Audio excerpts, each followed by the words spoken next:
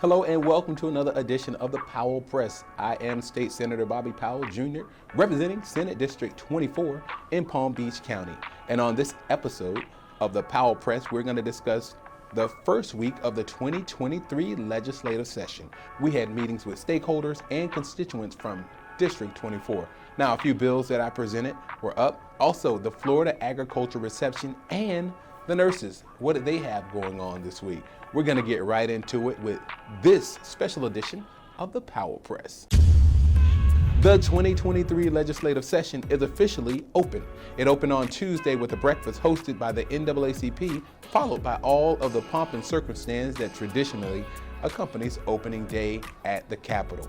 But the week also opened with Palm Beach County Days. Now, this was a chance to highlight many of the things that make Palm Beach County so special.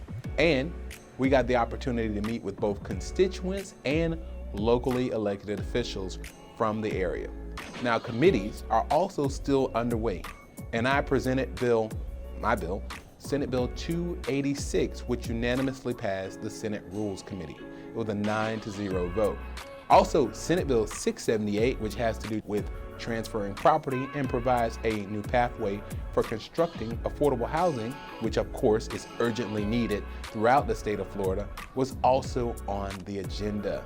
Now, on Wednesday, I had the chance to meet with more leaders from Palm Beach County, including mayors, vice mayors, and county commissioners. I also presented one of my bills. The bill I talked about earlier, Senate Bill 286, is called Legal Instruments.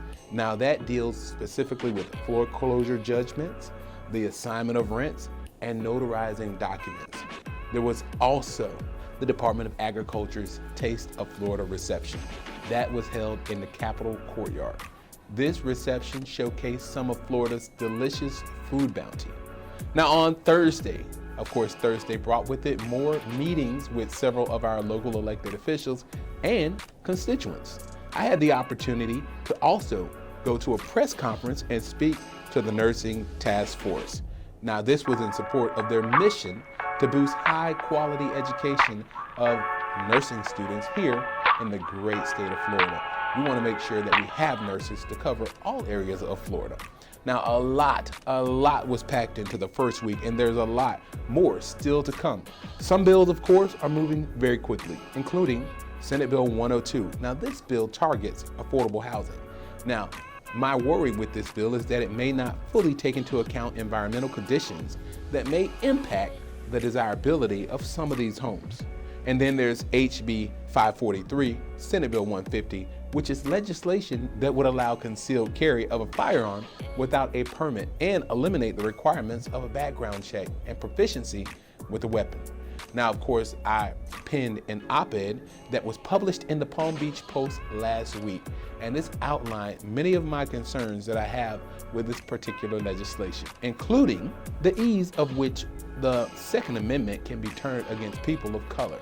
All right, everyone, that wraps it up for the first week of the 2023 legislative session.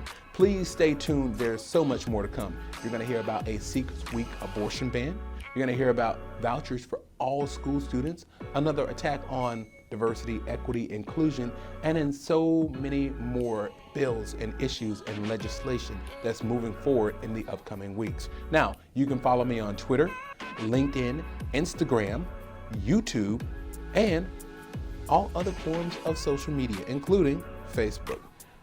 Remember this, a life of service is a life that counts, and we'll see you next week for week 2 of the 2023 legislative session.